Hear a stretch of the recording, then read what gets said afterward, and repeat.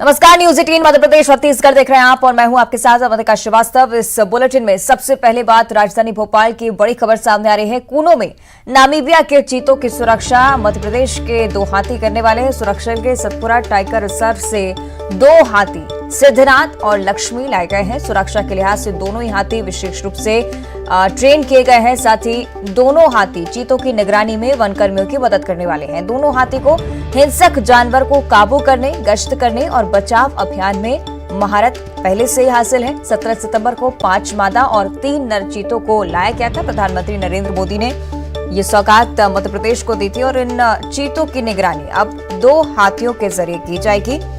एक का नाम सिद्धनाथ है, दूसरे का लक्ष्मी है और विशेष रूप से ट्रेंड हैं ये दोनों हाथी। हिंसक जानवरों को काबू करने, गश्त करने और बचाव अभियान में महारत हासिल है दोनों हाथियों को और इसलिए चीतों की निगरानी के लिए इन हाथियों का उपयोग किया जाएगा। तो कूनो में नामीबिया के चीतों की सुरक्षा, नामीबिया जो चीते छोड़े गए हैं नामीबिया के, उनकी सुरक्षा के लिए मध्य प्रदेश के 2 हाथी अब तैनात किए जाएंगे। वन कर्मियों की सहायता करेंगे दोनों हाथी। इन चीतों की निगरानी इन हाथियों के जरिए की जाएगी। तो दोनों हाथी चीतों की निगरानी में वन कर्मियों की मदद करने वाले हैं। दोनों हाथी हिंसक जानवर को काबू करने के लिए ट्रेन किए गए हैं। गश्त वो कर सकते हैं। बचाव अभियान में भी दोनों हाथियों को महारत हासिल है। कूनो में नामीबिया के चीतों की सुरक्षा मध्य प्रदेश के 2 हाथियों के जरिए की जाने वाली है, जिनमें से एक का नाम सिद्धनाथ, दूसरे का लक्ष्मी है। सतपुरा टाइगर रिजर्व से दोनों हाथी लाए गए हैं और सुरक्षा के रूप से, सुरक्षा के लिहाज से इन्हें प्रशिक्षित किया जा चुका है। दोनों हाथी चीतों की निगरानी में वन कर्मियों की मदद करने वाले हैं। दोनों हाथियों को हिंसक जानवरों को काबू करना बेहद अच्छे से आता है। गश्त करने में और बचाव अभियान में दोनों को महारत हासिल है। आपको बता दें कि 17 सितंबर को 5 मादा और 3 नर चीते नामीबिया से लाए गए थे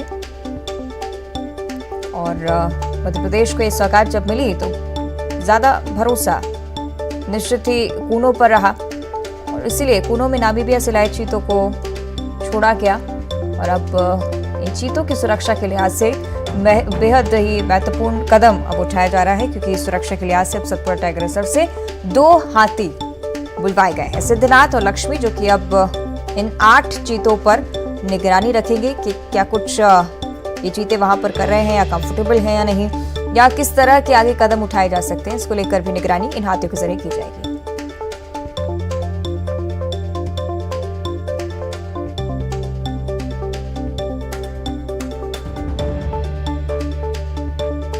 ज्यादा जानकारी लेंगे सहयोगी मनोज राठौर भोपाल से हमारे साथ लाइव जुड़ रहे हैं। मनोज, निश्चित ही निगरानी के लिए अब पूरी प्रक्रिया तैयार हो गई होगी, क्योंकि दोनों हाथियों को बुलाया जा चुका है। आगे क्या कुछ होगा, आपसे जानकारी लेना चाहेंगे? जी बिल्कुल, इन हाथियों को पहले ही जो है कूनो में लाया गया था। वहां पर जो दूसरे जानवर हैं उनकी रक्षा, क्योंकि हिंसक जो जानवर हो जाते हैं उनको कंट्रोल करने में ये दोनों हाथी माहिर है। लेकिन क्योंकि कूनो में अब चीते भी हैं, ऐसे में उनकी सुरक्षा के लिहाज से भी इनका इस्तेमाल वहां पे वनकर्मी करेंगे। लगातार इन्हें ट्रेनिंग दी गई थी और सतपुड़ा से लेकर इनको यहाँ पे वन विभाग लेकर आया है और खास मकसद यही है कि जो चीते हैं जब उनको जंगल में छोड़ा जाए, जब बाड़े का दायरा बढ़ाया जाए या बाड़े के आसपास उनकी तैनाती की गई है, वनकर्मी उनके साथ जो है वो गश्त करेंगे और इन्हें स्पेशल ट्रेनिंग मिली है दोनों हाथियों को। और ऐसे में ये हाथी इनको ट्रेनिंग के तहत ये बताया गया है कि जो हिंसक जो जानवर हो जाते हैं उसे किस तरीके से कंट्रोल करना है, गश्त किस तरीके से करना है और यदि संघर्ष की स्थिति आती है तो उससे कैसे निपटना है। तो स्पेशल ट्रेनिंग दी गई है। ऐसे में चीतों की सुरक्षा में इन हाथियों का इस्तेमाल किया जाएगा। 2 ये हाथी हैं जिन्हें कूनो में पहले ही लाया गया था। वनकर्मी गश्त के दौरान इन हाथियों का इस्तेमाल करेंगे। तो चीतों की सुरक्षा पर भी जो है कूनो का फोकस है, प्रशासन का फोकस है, वन अधिकारियों का फोकस है और यही कारण है कि अब इन हाथियों के जरिए चीतों की सुरक्षा और उनकी मॉनिटरिंग करने का काम भी वन विभाग के अधिकारी कर्मचारी करेंगे। ठीक है, शुक्रिया आपका मनोज इस जानकारी के लिए। यानी कि चीतों की निगरानी अब हाथियों के जरिए की जाने वाली है। आगे बढ़ते हैं, ग्वालियर से अगली खबर आपको बता दें, अंतर्राष्ट्रीय पैरा स्विमर सत्येंद्र सिंह लोहिया का एक और कमाल देखने को मिला है। सत्येंद्र ने आयरलैंड में नॉर्थ चैनल को तैरकर पार कर लिया है। सत्येंद्र ने 36 किलोमीटर नॉर्थ चैनल को 14 घंटे 39 मिनट में पार किया है। इंग्लिश चैनल, कैटलीना चैनल और नॉर्थ चैनल पार करने वाला पहला एशियाई दिव्यांग तैराक सत्येंद्र, जिन्होंने मध्य प्रदेश का नाम भी गौरवान्वित किया है। मध्य प्रदेश का विक्रम अवार्डी है सत्येंद्र। 2019 में देश के सर्वश्रेष्ठ दिव्यांग खिलाड़ी का खिताब जीत चुके हैं सत्येंद्र। साथ ही पैरालंपिक और वर्ल्ड पैरा स्विमिंग चैंपियनशिप में भी गोल्ड मेडल उनको हासिल है। बड़ी खुशी के साथ ये बताने का मुझे सौभाग्य प्राप्त हुआ है कि कल नॉर्दर्न आयरलैंड समय के अनुसार रात को 9:11 पर हमने अपनी टीम के साथ नॉर्थ चैनल जो तैराकी है नॉर्दर्न आयरलैंड और स्कॉटलैंड के बीच 36 किलोमीटर की स्विमिंग की है। विथ टेम्परेचर 12 डिग्री के साथ हमने इस चैनल को अपनी टीम के साथ 14 घंटे 39 मिनट में इसको पार किया। और इस बीच सीएम शिवराज सिंह चौहान ने भी इन्हें बधाई दी है। सीएम शिवराज सिंह चौहान ने सत्येंद्र को बधाई दी, शुभकामनाएं दी हैं। सत्येंद्र को 12 डिग्री ठंडे पानी में नॉर्थ चैनल पार करने की हार्दिक बधाई। सीएम की तरफ से कहा गया कि मध्य प्रदेश और देश को अपने साहसिक और अद्वितीय प्रयास से आपने पुनः गौरवान्वित महसूस करवाया है।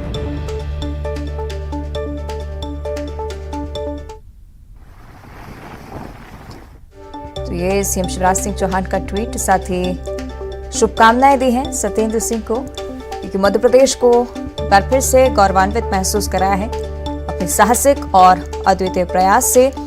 12 डिग्री ठंडे पानी में नॉर्थ चैनल पार करने पर हार्दिक बधाई।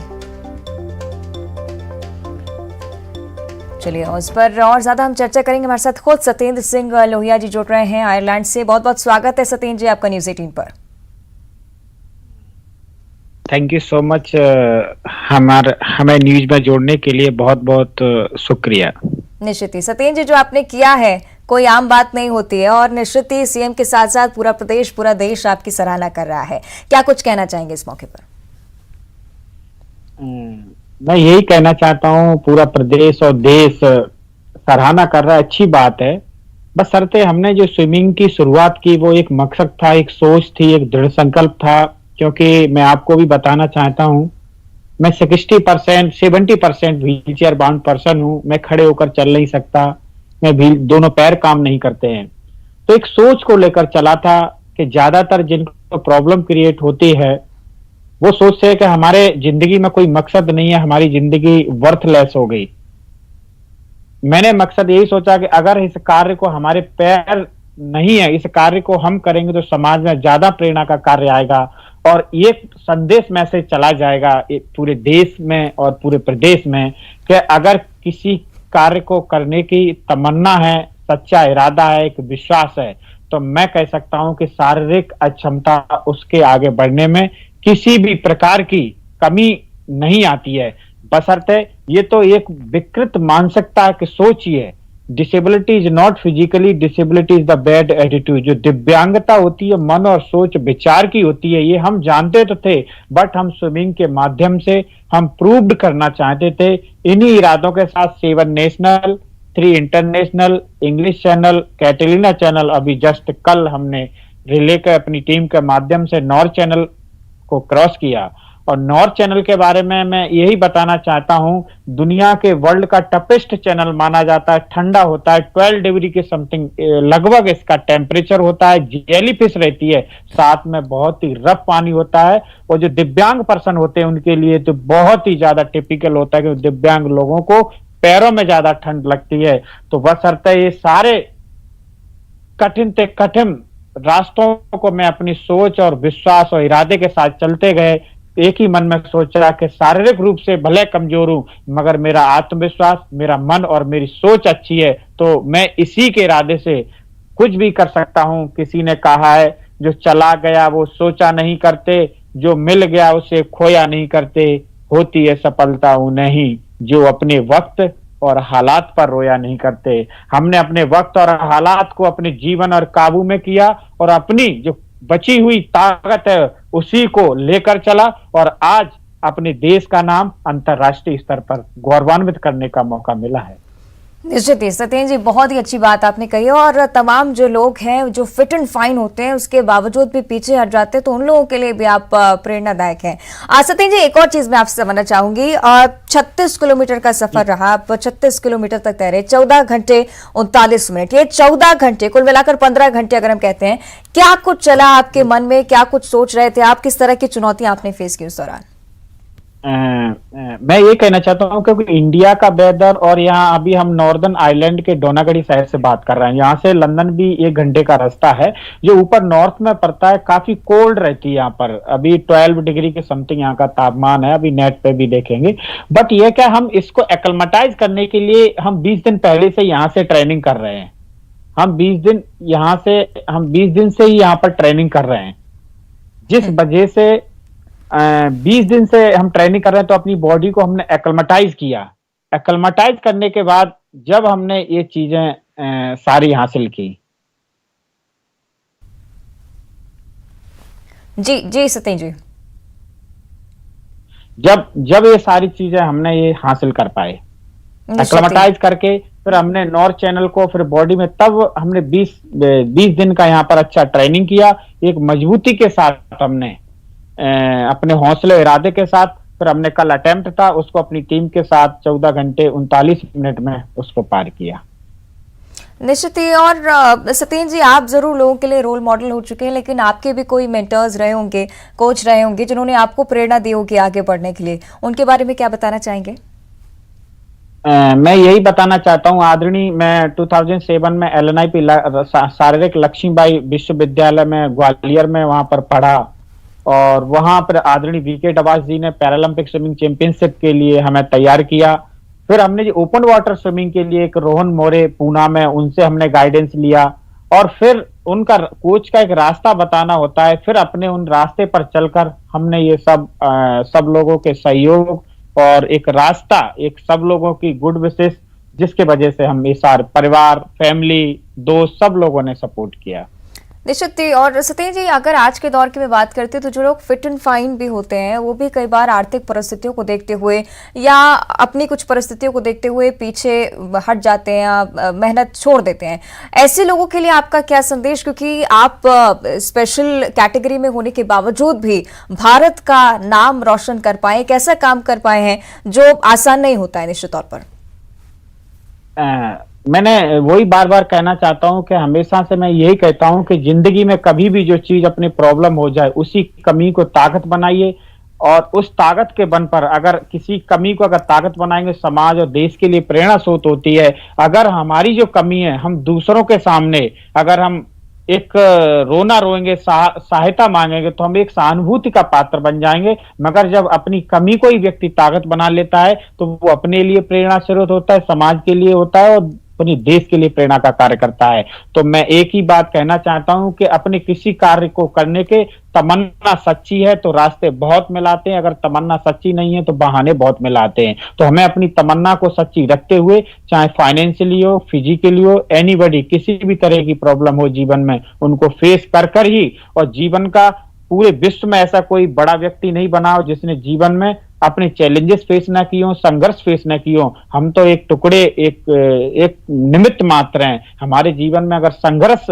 पाकर ही जीवन में अगर कुछ हासिल होगा तो वही तो समाज के लिए प्रेरणा का कार्य करता है। तो मैं युवाओं यहाँ पर जुड़े देख रहे हैं उनसे एक ही कहूंगा कि जीवन में संघर्ष करें और अपने पर विश्वास करें। जब अपने पर विश्वास करेंगे तो दुनिया ट्रस्ट करेगी, जब अपने पर विश्वास नहीं करेंगे तो अपना घर वाले भी विश्वास नहीं करेंगे।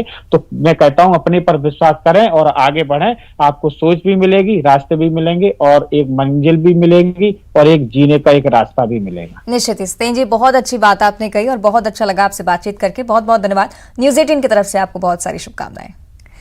चलिए आगे बढ़ते हैं। अगली खबर अब सीधी से सामने आ रही है। यात्री बस और ट्रक की आमने सामने से टक्कर हो गई। बस में सवार 12 से ज्यादा यात्री घायल बताए जा रहे हैं। घायलों को नजदीकी स्वास्थ्य केंद्र पहुंचाया गया है। 4 गंभीर घायलों को बाहरी से सीधी रेफर किया जा चुका है, लेकिन सीधी से बनारस जा रही यात्री बस जो कि हादसे का शिकार हो गई। तस्वीरें इस बस की आपकी टीवी स्क्रीन पर। बहरी क्षेत्र के सामने ही ये हादसा हुआ। बहरी थाना वहां पर नजदीकी था और ये बस हादसे का शिकार हो गई। तस्वीरें देखिए सीधी की, किस तरह से बस और इस ट्रक में भीषण टक्कर। सीधी की ये तस्वीरें। बस में सवार करीब 12 से ज्यादा यात्री बुरी तरह से घायल बताए जा रहे हैं, जिन्हें अस्पताल में भर्ती कराया गया है इलाज के लिए। सीधी से बनारस की ओर ये यात्री बस जा रही थी। यात्री बस और ट्रक की आमने सामने टक्कर हुई। भीषण सड़क हादसा। 12 से ज्यादा यात्री घायल बताए जा रहे हैं। घायलों को नजदीकी स्वास्थ्य केंद्र पहुंचाया गया है। कुछ ऐसे यात्री भी जो कि गंभीर घायल थे, उन्हें सीधी रेफर किया गया है। और इसी के साथ इस बुलेटिन में फिलहाल इतना ही। आप देखते रहिए न्यूज़ 18।